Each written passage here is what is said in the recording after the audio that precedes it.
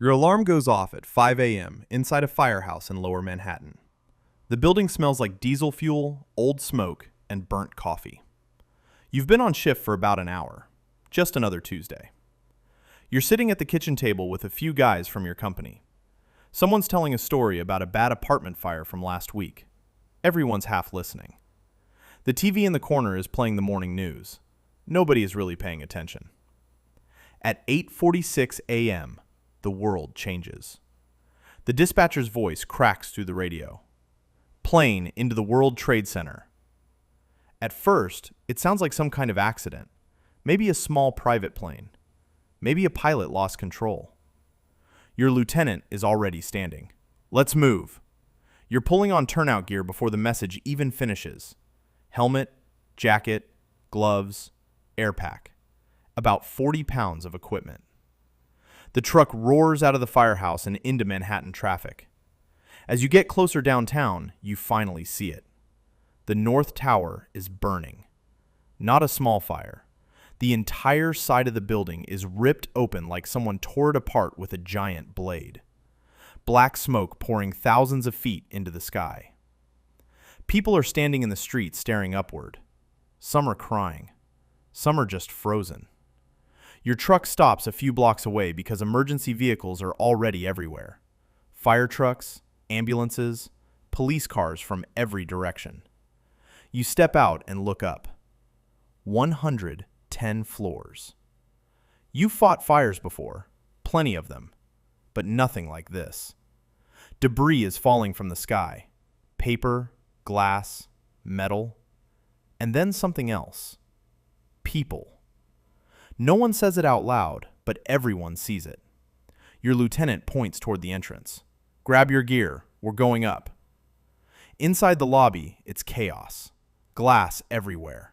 Water pouring from broken sprinkler pipes. Security guards shouting directions.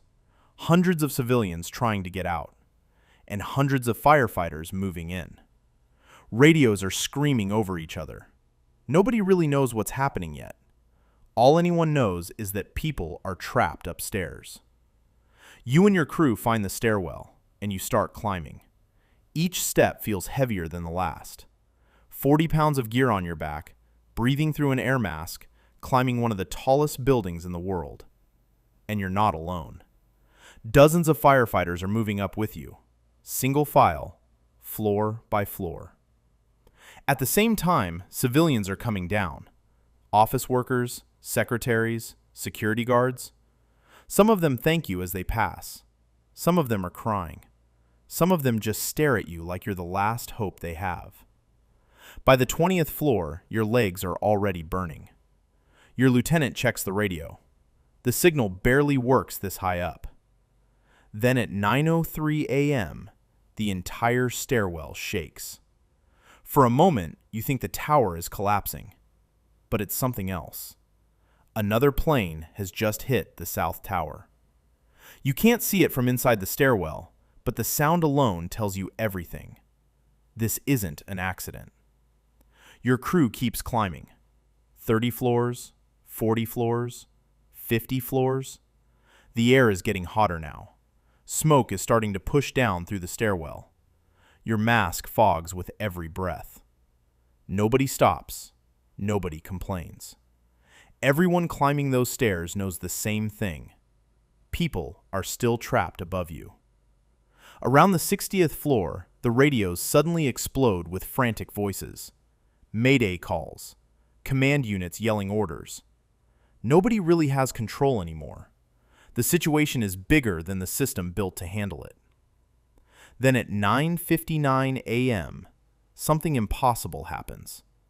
The South Tower collapses. You don't see it happen, but you feel it. The entire building shakes like an earthquake just hit Manhattan.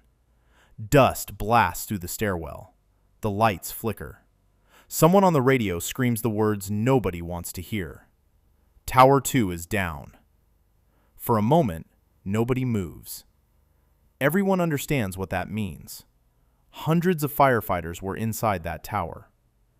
Your lieutenant looks up the staircase. Then he says quietly, "We keep moving." Because the North Tower is still standing, and there are still people above you. 17 minutes later, the building you're standing in begins to collapse.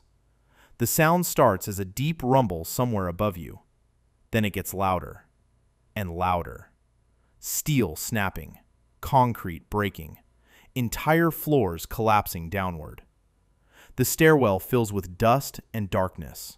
You barely have time to react. The world becomes noise, pressure, and complete blackness. And then suddenly, silence.